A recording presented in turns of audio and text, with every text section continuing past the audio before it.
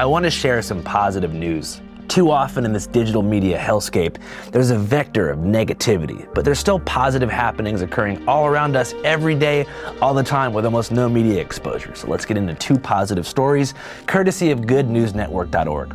Fresh out of Louisville, Kentucky this morning, a heroic bus driver has warmed the heart of a young child through a selfless act of kindness. That's right, part-time correctional officer and bus driver Mr. Larry Ferris Jr. spotted a 3rd grader named Levi crying on the back of the bus with his knees up on the seat in front of him, bawling in shame. Levi was emotional because it was wear your pajamas to school day at Englehart Elementary School on 1st Street, and Levi forgot to wear his PJs, so Larry Ferris Jr. had to think fast. Immediately after dropping the kids off at school, he threw the bus in park and dashed across the street to Family Dollar, bolting to the pajama section and grabbed the first child-sized set of PJs he could find.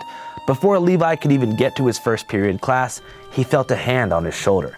It was Mr. Larry, who was quoted as saying, "I know you were hurting this morning, young man, but I got you these," and presented the young boy with an all-star set of fantastic jammies.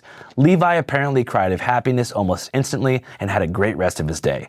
Mr. Larry Ferris Jr., before we proceed, I just want to tell you, thank you so much, sir. It's people like you that make the world go around. Not cult leaders or even journalists, but people like you, Larry. Moving to some positive news across the Pacific in Australia.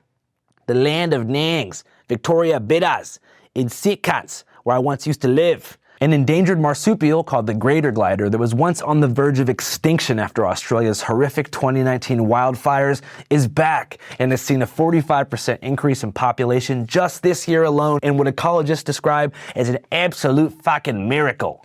So, if you don't know, greater gliders are these cute little bastards that can glide the distance of a football field using a long skin membrane that stretches between their arms and legs, giving them the appearance of an airborne stingray. R.I.P. Steve Irwin, we love you.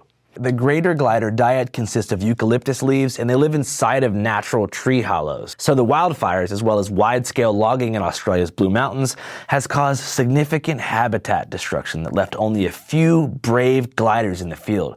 But now, there's tens of thousands of these gorgeous devils back in the field.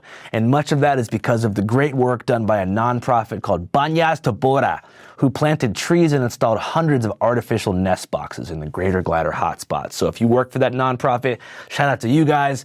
And if you're looking for someone to adopt one of those little bastards, look no further. I just hope they don't mind a wiener dog and a girlfriend that orders Uber Eats 3 times every day.